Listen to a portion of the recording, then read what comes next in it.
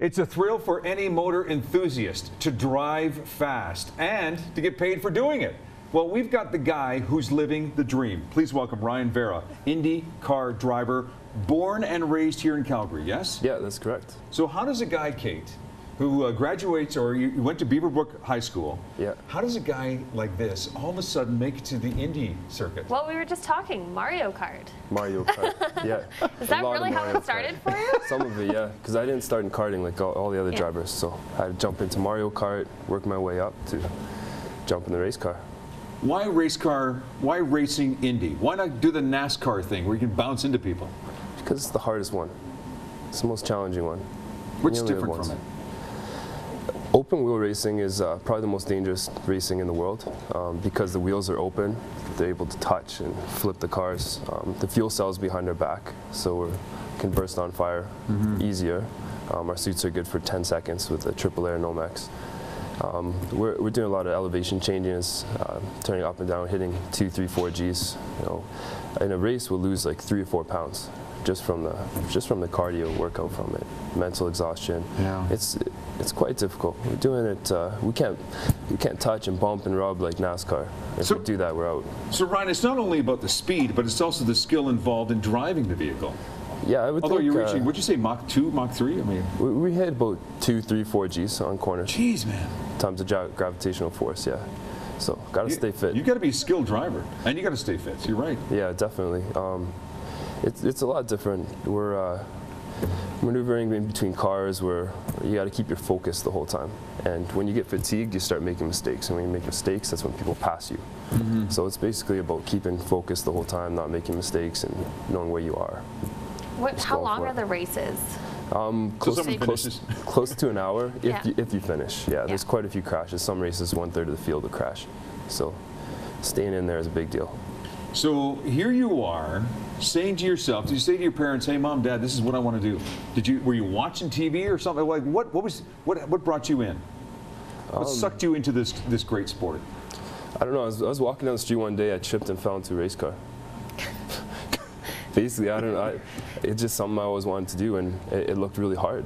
Yeah. And something I wanted to challenge. It was a dream, and I mean, I'm a go-getter. YOLO, right? I heard that on a rap video, and I was like, that's what this is. Yeah. Go for your dream, and I saw it inspiring a lot of people around me, so that kept me motivated to keep doing it. And it's inspiring people like, oh, we can do anything. We can change our lives. We can go do this and that, and it's cool. It's a good feedback loop. So I keep doing it.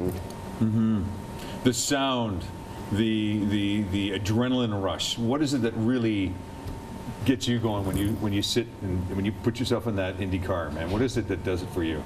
Before the race, during the race, before the setup, there's nerves. There's always nerves. There's no driver that's not scared. We're always scared all the time, no matter if we've been doing it for 20 years.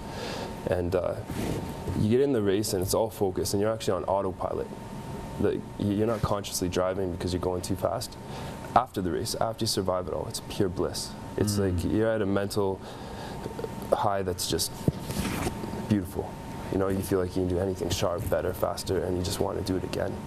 You had a recent scare. You had some eye surgery done. You said something wrong with your arm as well, too.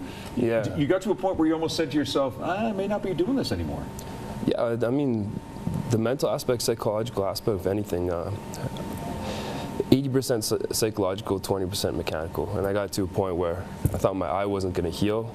I had nerve damage, and it was just a negative feedback in my head, and I had to beat that. That was a big challenge I had to beat and get over. And I mean, to do that, I jumped in a race car in Brazil and got back out there. So it was a big.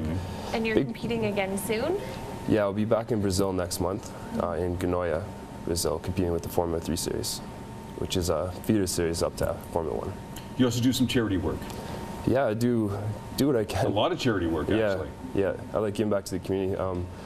This community, Calgary's an amazing city. I mean, when the floods happened, everyone was down there helping. I ran into friends from high school, helping building houses.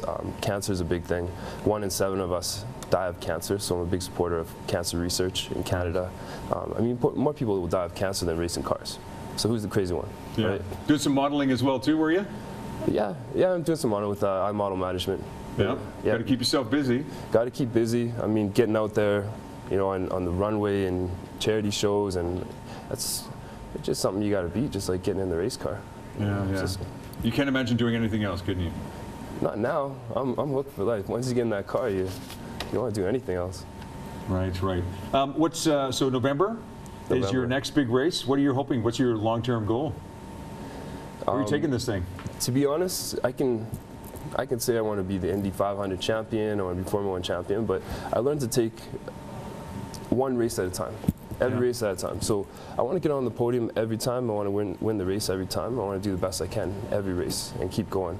But I want to do this until I can't do it anymore. Like I want to go all the way.